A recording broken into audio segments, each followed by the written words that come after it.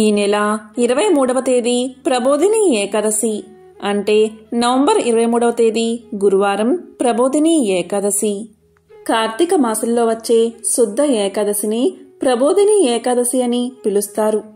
కార్తీక శుద్ధ ఏకాదశికే బోధన ఏకాదశి, దేవ ప్రబోధిని ఏకాదశి, ఉద్దాన ఏకాదశి అనే పేర్లు ఉన్నాయి. ఆషాఢ శుద్ధ ఏకాదశి రోజు అంటే తొలి ఏకాదశి రోజున శయనించిన శ్రీ మహావిష్ణువు ఈ ఏకాదశి రోజుని యోగ నిద్ర నుంచి మేల్కొనే రోజు కాబట్టే ఇది ఉద్దాన ఏకాదశిగా అయింది. దీనిని హరిబోధిని ఏకాదశిని కూడా పిలుస్తారు. తొలి ఏకాదశి నాడు ప్రారంభమైన చాతుర్మాస్య వ్రతం ఈ ఏకాదశితోటే ముగుస్తుంది. మరి ఈరోజు ఏం చేయకపోయినా సరే సాయంత్రం తులసి కోట వద్ద 6:30 నుంచి 7 గంటల ప్రాంతంలో ఈ ఆకు మీద ఒక్క దీపం పెడితే చాలు అఖండ ఐశ్వర్యం ప్రాప్తిస్తుంది. మరి దీపాన్ని ఎలా వెలిగించాలో ఇప్పుడు తెలుసుకుందాం. ఈ ప్రబోధిని ఏకాదశి రోజే శ్రీ మహాలక్ష్మికి వివాహం జరిగిన రోజుగా భావిస్తారు. ఉద్దాన ఏకాదశి నాడే దేవ దానవులు పాలసముద్రాన్ని చిలికినట్లు పురాణాలు చెబుతున్నాయి. మహాభారత యుద్ధంలో భీష్ముడు ఈ ఏకాదశి నాడే అస్త్ర సన్యాసం చేసి అంపశయ్య మీద శయనించాడు. యాజ్ఞవల్క మహర్షి ఈ రోజే జన్మించారు. ఈ రోజున ఉపవాసముండి విష్ణువును పూజించి రాత్రి జాగరణ చేసి మర్నాడు ద్వాదశి గడియలు ఉండగాని విష్ణు పూజ చేసి పారణ చేసి అంటే భోజనం చేసి వ్రతాన్ని ముగించాలి. ఈ ప్రబోధిని ఏకాదశి వ్రతాన్ని ఎవరు ఆచరించాలి అంటే గృహస్థులు అందరూ ఆచరించాలి. ఈ ఏకాదశి దీక్షకు ఉపవాసమే ప్రధానమని గరుడ పురాణం కూడా తెలియచేస్తుంది. అంటే ఉపవాసం, దానం, హరిపూజ అనేవి ఏకాదశి వ్రతం యొక్క ముఖ్యమైన విషయాలు. కార్తీక మాసంలో వచ్చే ఏకాదశికి అత్యంత ప్రాముఖ్యత ఉంది. ప్రతి సంవత్సరం కార్తీక శుద్ధ ఏకాదశిని ప్రబోధిని ఏకాదశిగా భక్తులు ఎంతో పవిత్రంగా భావించి శివకేశవులను ఆరాధిస్తారు. ప్రబోధిని ఏకాదశి గొప్పతనం గురించి నారద మహర్షి బ్రహ్మదేవుణ్ణి అడిగి తెలుసుకున్నాడు.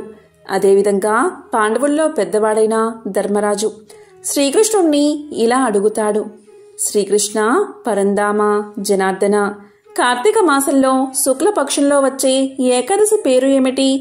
ఆ ఏకాదశి మహత్యం గురించి తెలియచేయమని ప్రార్థిస్తాడు. దానికి శ్రీకృష్ణుడు ఇలా పలుకుతాడు: ధర్మరాజా, బ్రహ్మదేవుడు నారద మహర్షికి వివరించిన ఈ ప్రబోధిని ఏకాదశి గురించి పూర్తిగా చెప్తాను, శ్రద్ధగా విను అంటూ ఇలా చెప్పడం ప్రారంభించాడు. కార్తీక మాసంలో శుక్లపక్షంలో వచ్చే ఏకాదశిని ప్రబోధిని ఏకాదశి అంటారు. ఇది ఎంతో పవిత్రమైన రోజు, సమస్త పాపాలను పోగొట్టే పుణ్యదినం. గంగానదితో పాటు సమస్త పుణ్యతీర్థాలు పోగొట్టే పాపాలన్నిటినీ ఈ ఒక్కరోజు ఉపవాస దీక్ష తీసుకుంటే సమస్త పుణ్య తీర్థాల్లో స్నానం చేస్తే ఎంత పాపం తొలగిపోతుందో. కేవలం ఈ రోజు ఉపవాస దీక్షను తీసుకుంటే అలాంటి ఫలితం మీకు కనబడుతుంది. అంతటి శక్తి ఈ ప్రబోధిని ఏకాదశికి ఉంది. ఒకసారి భగీరథుడు మహా తపస్సు చేసి గంగానదిని భూమి మీదకు తీసుకువచ్చాడు. అప్పుడు గంగానది, నేను ప్రబోధిని ఏకాదశి రోజు వరకు పాపాలు పోగొడతాను అని చెబుతుంది. అంటే ప్రబోధిని ఏకాదశి రోజు ఇంక గంగానదితో పనిలేదు. ఆ రోజు ఆచరించే పుణ్యకార్యం వల్ల మానవులకు పాపాలన్నీ తొలగిపోతాయి అని అర్థం. ఈ ఏకాదశి మహత్యం గురించి బ్రహ్మదేవుడికి నారద మహర్షికి మధ్య జరిగిన సంభాషణ స్కాంద పురాణంలో కనిపిస్తుంది. కార్తీక శుద్ధ ఏకాదశి పాపాలను హరిస్తుంది. 1000 అశ్వమేధ యాగాలు, 100 రాజసూయ యాగాలు చేసిన పుణ్యం లభిస్తుంది. కొండంత పత్తిని ఒక చిన్న నిప్పురవ్వ ఎలా కాల్చి బూడిద చేస్తుందో అలాగా ఒక జీవుడు తన 1000 జన్మల్లో చేసిన పాపాలను కాల్చివేస్తుంది. ఈ ఏకాదశి ఉపవాస వ్రతం ఈరోజు చిన్న మంచి పని అంటే ఏ పుణ్యకార్యం చేసినా అది మేరు పర్వతానికి సమానమైన పుణ్య ఫలితాన్ని ఇస్తుంది. ఈ ఏకాదశి వ్రతాన్ని చేసిన వారికి సాధించలేనివి ఏమీ ఉండవు. ఈరోజు ఉపవాసం ఉన్నవారికి ధాన్యం, సంపదలు, ఉన్నత స్థానం కలగడంతో పాటు పాప పరిహారం జరుగుతుంది.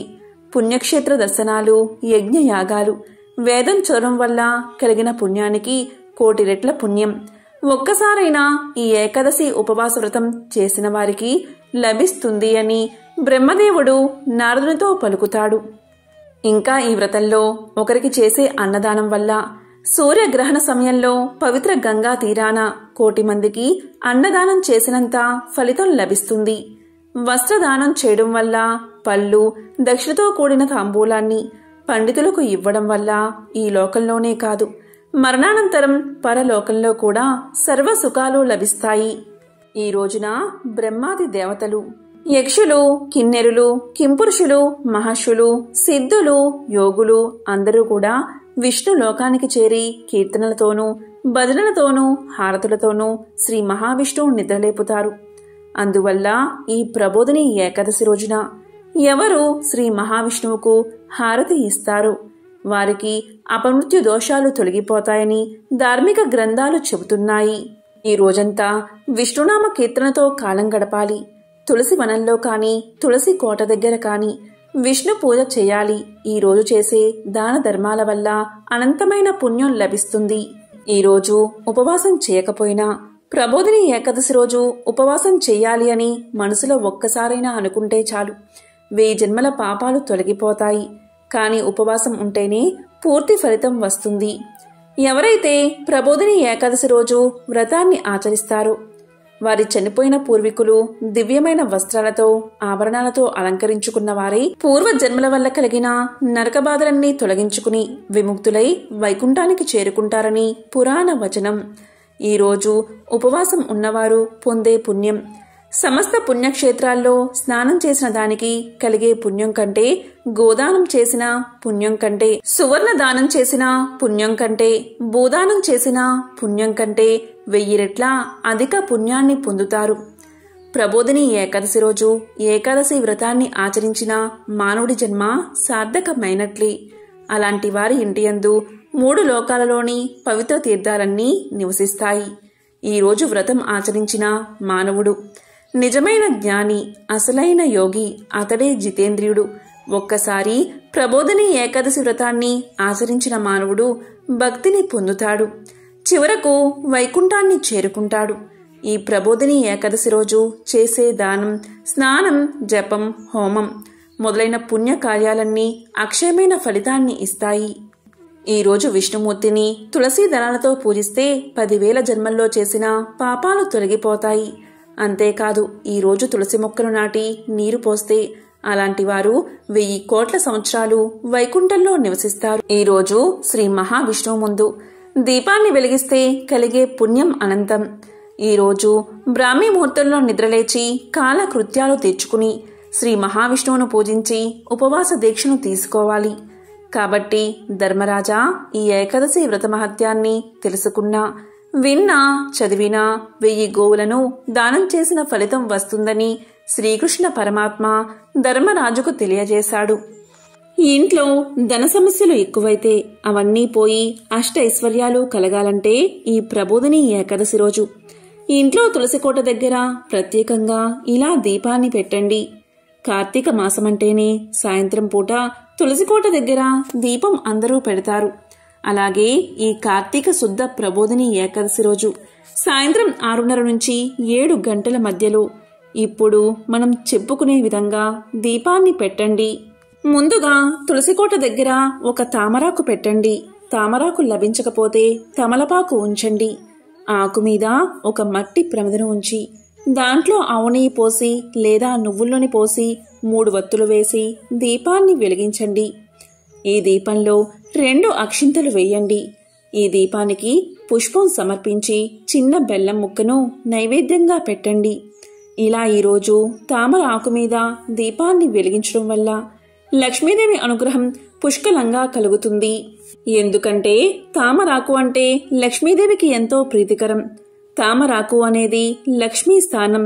ఈ కార్తీక ఏకాదశి రోజు సాయంత్రం సమయంలో ఇలా తామరాకు మీద దీపం పెట్టి నమస్కారం చేసుకుంటే లక్ష్మీదేవి విష్ణుమూర్తితో సహా మీ ఇంటికి వస్తుంది, సకల ఐశ్వర్యాలను ప్రసాదిస్తుంది. కాబట్టి ఈ ప్రబోధిని ఏకాదశి రోజు ఇప్పుడు మనం చెప్పుకున్న విధంగా తామరాకు మీద దీపం పెడితే మీ ఇంట్లోని దరిద్రమంతా తొలగిపోతుంది, అఖండ ఐశ్వర్యం కలుగుతుంది. తామరాకు మీకు లభించకపోతే తమలపాకు పైన ఇలా దీపాన్ని పెట్టండి. లక్ష్మీదేవి అనుగ్రహం తప్పకుండా కలుగుతుంది.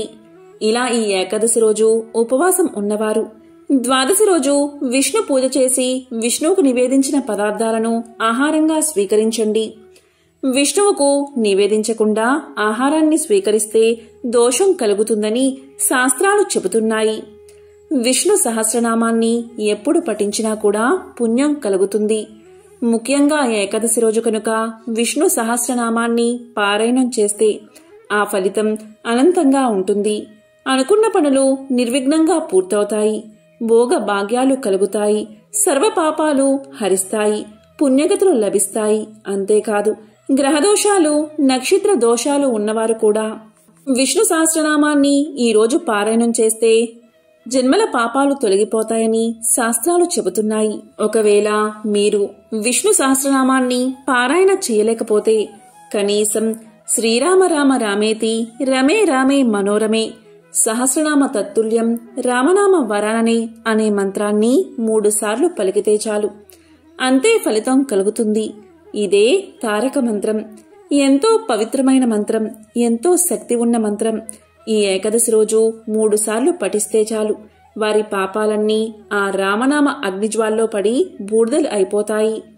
ఈ ఏకాదశి పర్వదినాన్ని పురస్కరించుకుని విష్ణు సహస్రనామాన్ని పారాయణ చేయండి, లేదా వినండి, లేదా తారక మంత్రాన్ని 3 సార్లు పఠించండి.